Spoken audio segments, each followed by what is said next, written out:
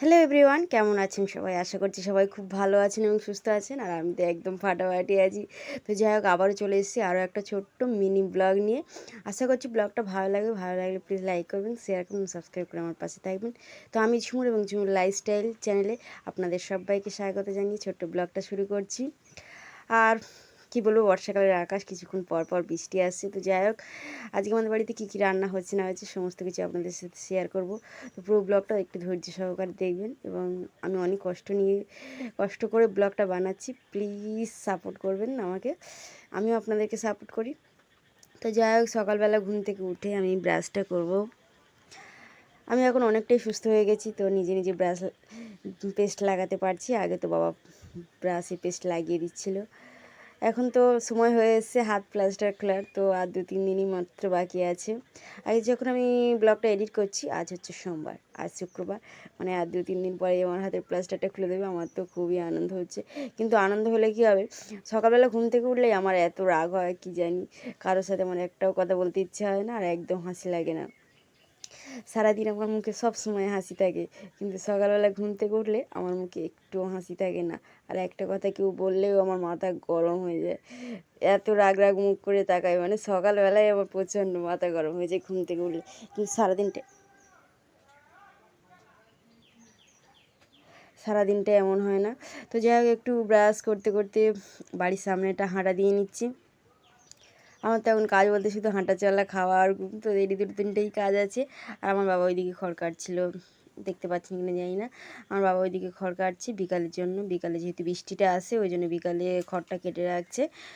বিকালে যদি বৃষ্টি আসে, বারান্দার ওপর খড়টা কাটতে হবে, তো খড় কাটার জায়গা নেই, ওই জন্য রাস্তার উপরে খড়টা কেটে রাখছিল। আমি একটু ঘুরতে ঘুরতে ব্রাশটা করলাম। মা কলে স্নান করছিল। মায়ের কলটা খালি হলে আমি একটু মুখটা ধুয়ে নেবো, আমার জন্য জল পাম্প করা থাকে। আমি এখনও পর্যন্ত কল পাম্প করে মুখ ধুই না কোনো দিন, আর এখনও পর্যন্ত পাম্প করে জলে স্নান করিনি। আমাকে সবাই সবটা হেল্প করে। আর এইদিকে বাবা গরুগুলোকে খাওয়া দিয়ে দিয়েছিল, দেখুন কি সুন্দরভাবে খাচ্ছে। ওদের খাওয়াটাও কমপ্লিট হয়ে এসছে, আর একজনের খাওয়া হয়ে গেছে বলে আর একজনকে কি সুন্দর আদর করছে। কাশ আমাকে এমনভাবে কেউ ভালোবাসতো। যাই হোক, আমাকে এতটা কেউ ভালোবাসে না, ভালোবাসি কিন্তু এতটাও বাসে না। তো যাই হোক, ওদের ভালোবাসা দেখে আমার তো খুব আনন্দ হচ্ছিলো। মানুষ তো এতটাও ভালোবাসতে পারে না, জীবজন্তুর মধ্যে কত ভালোবাসা রয়েছে। আর একটু পর পর এত জোরে জোরে বৃষ্টি আসছে, কি বলবো। যাই হোক, আবার বৃষ্টিটা শুরু হয়ে গেছে। সকাল থেকে বৃষ্টিটা ছিল না, কি করা যাবে আর। আর এই বৃষ্টির মধ্যেও একটু ছাতুওয়ালা আসছিলো, ছাতুটা পুড়িয়ে গেছে। আমাদের এখানে একটু খুব ভালো ছাতু পাওয়া যায়, যেটা মা কিনলো। মা স্নান করে উঠে যেই দেখেছে ছাতুওয়ালা যাচ্ছে, তো ছাতুর কাছ থেকে একটু ছাতু নিয়ে নিয়েছে। তো মা ছাতুটা কিনে বাড়িতে এলো, আর দিদি এদিকে পেয়ারার জেলি বানিয়েছে। সেদিন যে দেখালাম পেয়ারার জেলি, তো ওটাও দিদি আর বাবা মিলে একটু বানিয়ে নিল। দিদি বানাতে পারে, বাবা একটু হেল্প করছিল।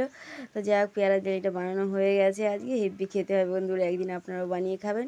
আর যদি না বানাতে জানেন তো অবশ্যই আমাকে কমেন্ট করবেন, আমি পেয়ারা জেলি বানানো শেখাবো। কীভাবে আমাদের বাড়িতে বানানো হচ্ছে রেসিপিটা আপনাদের সাথে শেয়ার করব।